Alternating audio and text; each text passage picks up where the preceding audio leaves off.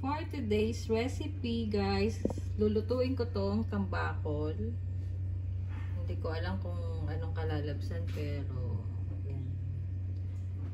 Ito po ang lalagay ko. Garbanzos or chickpeas. Ayan, tomato sauce or tomato, yung laman ng tomato. Ayan, bawang sibuyas, carrots, at patatas. Ayan. So, piprito muna natin tong tambakol. At saka yung patatas. Then, magigisa na tayo. Ayan, mainit na po ang kawali. Magpiprito muna tayo. Gamit ko po dito ay olive oil. Olive oil po. Mas healthy po. Mas safe tayo. And then, ito lang natin itong patatas.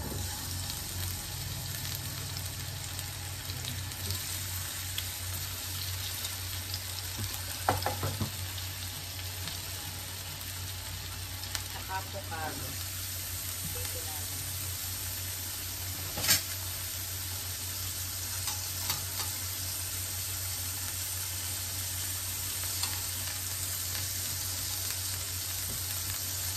Medyo brown lang.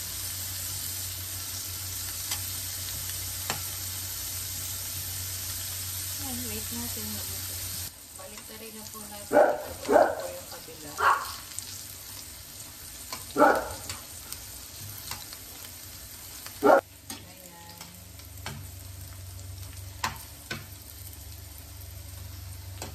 Brown natin.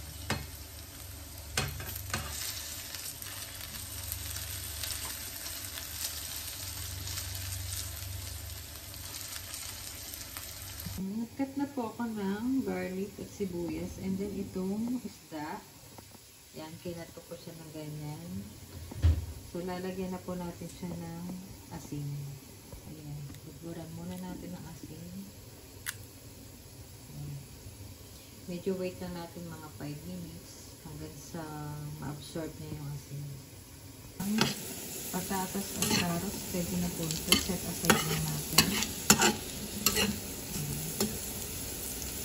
Ang next naman po natin ipiprito ay ang isda.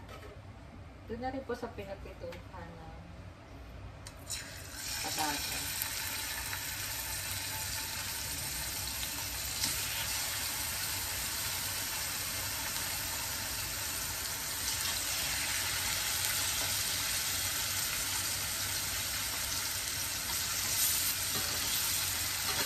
Dito lang natin siya hanggang mag-brown.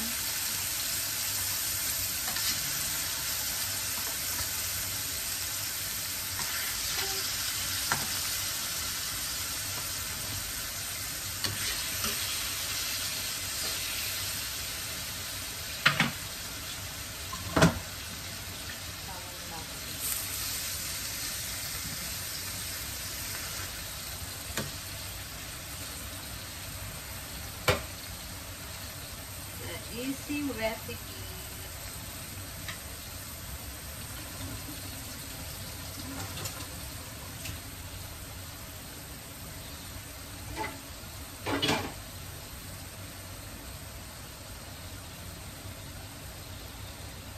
Yan, medyo brown na yung kabila.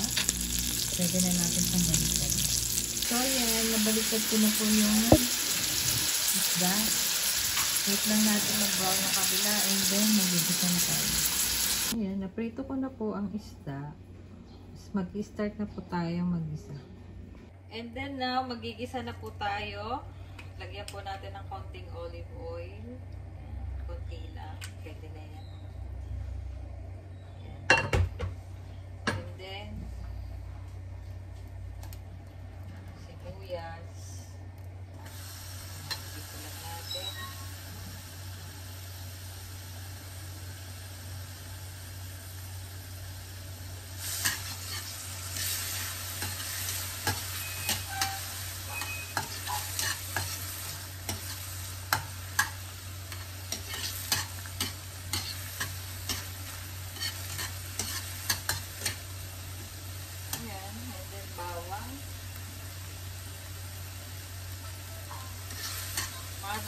so thick. Oh my God. Ayan, bawang. Isa.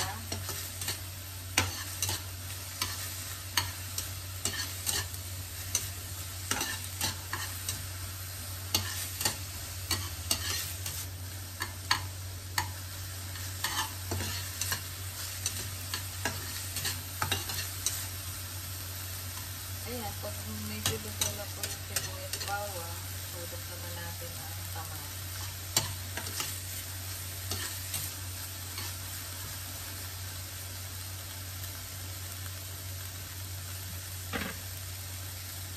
Pwede na po lagay ang kamatis.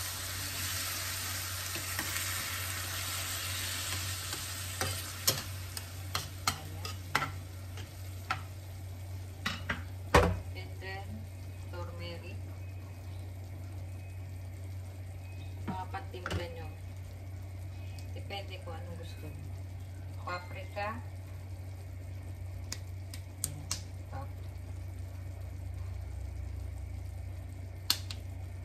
Then, seasoning. Kung anong gusto nyo seasoning. For chicken. And then, paminta. Ayan. Medyo kailan natin siyang bumulak-bulak hanggang maluto ang kamatis. Pwede na po natin ihulog ang patatas.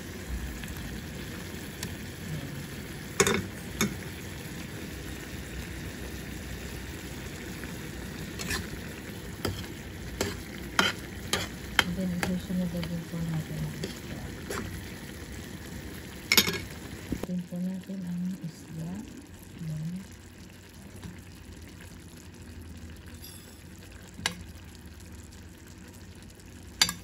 And then, isda. Sariwang.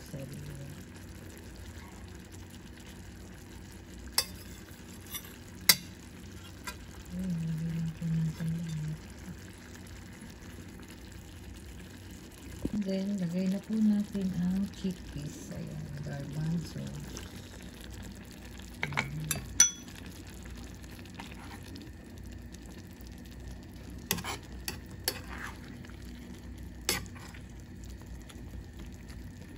And then, pakuluan lang hanggang sa maluto ang lahat. And then, luto na. Napakadali lang po.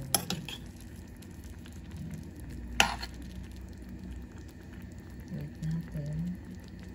So yan guys, luto na ang ating tambako with chickpeas. Ready to serve na. Let's eat. Bye-bye.